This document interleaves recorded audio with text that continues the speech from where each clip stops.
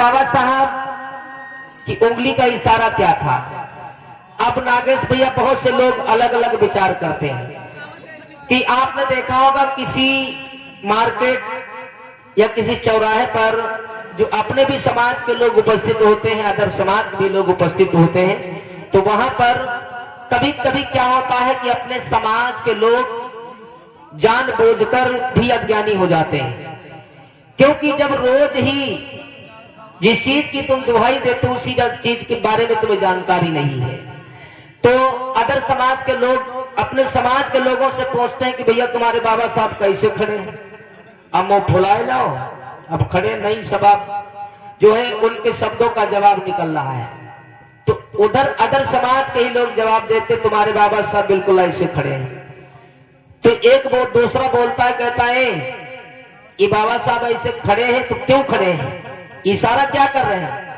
तो दूसरा व्यक्ति बोलता है बाबा साहब इधर को उंगली इसलिए खड़े हैं कि इधर ये संकेत कर रहे हैं, इधर जो भट्ठा बना है इस पे ईंटें पाथो।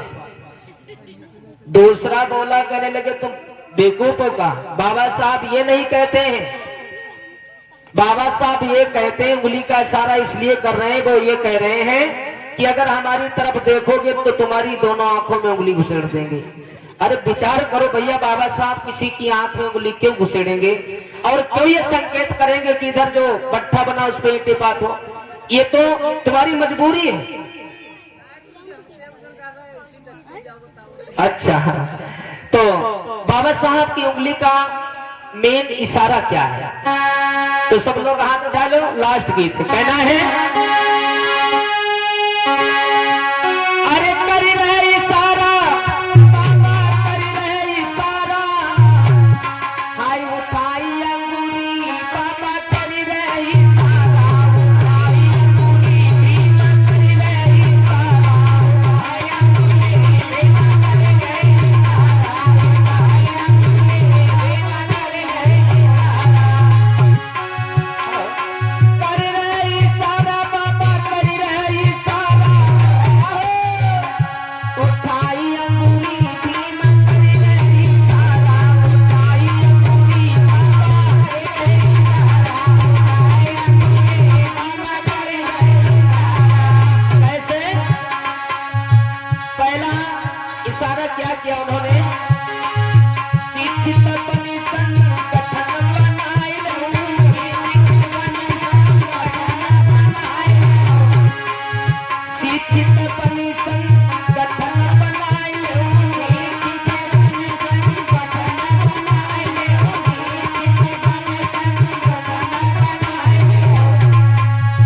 क्योंकि बाबा साहब ने 3 मूल मंत्र दिए, जिस तरीके से भगवान बुद्ध ने भी 3 मूल मंत्रों में हम लोगों को बांधा है। भगवान बुद्ध के 3 मूल मंत्र क्या है, प्रज्ञा, शील, समाधि। बाबा साहब के 3 मूल मंत्र क्या है, शिक्षित बनो, संगठित रहो, संघर्ष करो। शिक्षा के बिना संसार बिना अधूरा है, शिक्षा नहीं है तो संगठन नहीं बना सकते, संगठन अगर हमारा कमजोर है तो संघर्ष भी करना संभव है। इसीलिए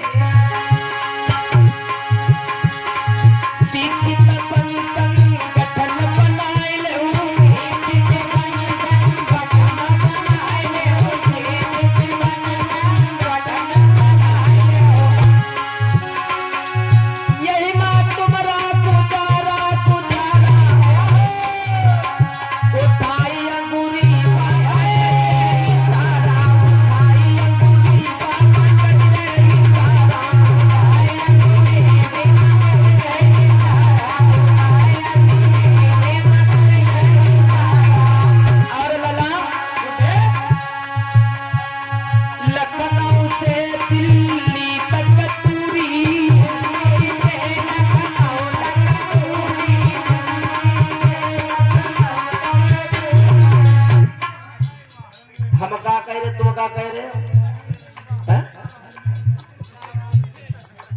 पहले समझ ले।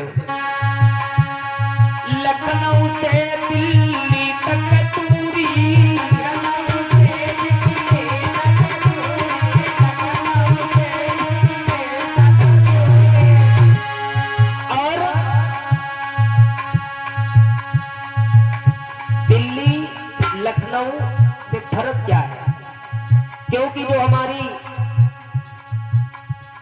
केंद्र की सरकार होती है। क्योंकि बाबा साहब ने कहा था जिस दिन तुम्हारा संसद में कब्जा हो जाएगा उसी दिन अदालत भी तुम्हारी होगी, जज भी तुम्हारा होगा और फैसला भी तुम्हारा होगा, कोई काटने वाला पैदा नहीं होगा। इसीलिए कहा लखनऊ से दिल्ली तक दूरी,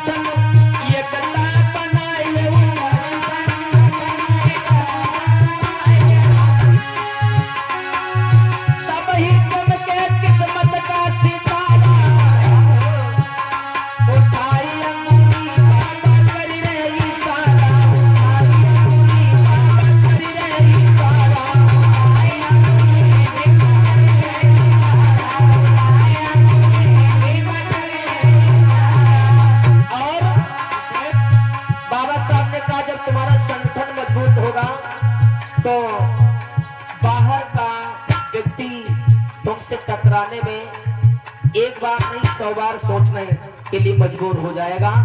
क्योंकि किसी बुजुर्गों ने कहावत कही है कि घर का भेदी लक्कड़ा है। क्योंकि जब अपने समाज में कमी उनकी नहीं है, कमी सबसे पहले हमारी है। बाबा साहब ने कहा था कि ऐसी जगह पर हम लोगों को नहीं जाना चाहिए जहां पर सम्मान की जगह अपमान मिले। तो ये गलती, और ये मत सोचिए कि बाबा साहब और भगवान को तो दोबारा इस धरा पर आएंगे, उन्हें जो देना था वो दे करके चले गए।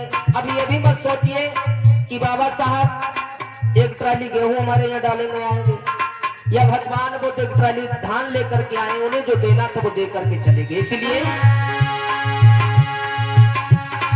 चलिया चोर भूजन कर रहे पूरी,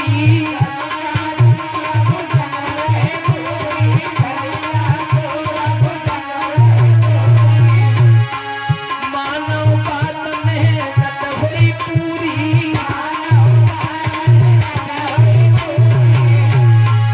और मिल जाए सबका किनारा किनारा,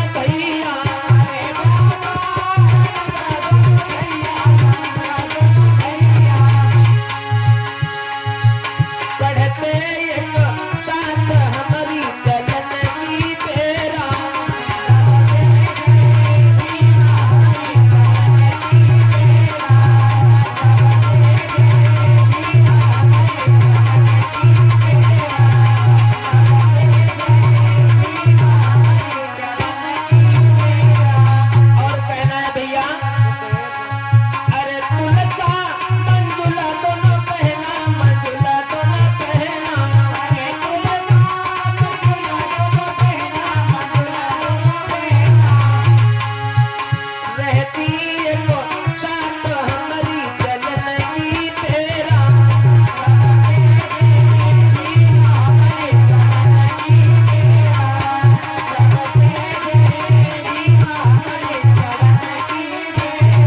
अरे चंपा चमेली दोनों पहना चमेली दोनों पहना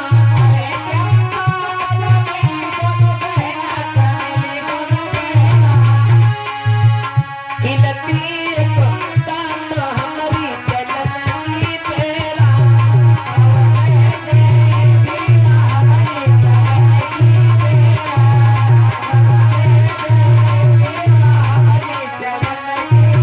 प्रेम से बोलिए तथागत बुद्ध की दया हो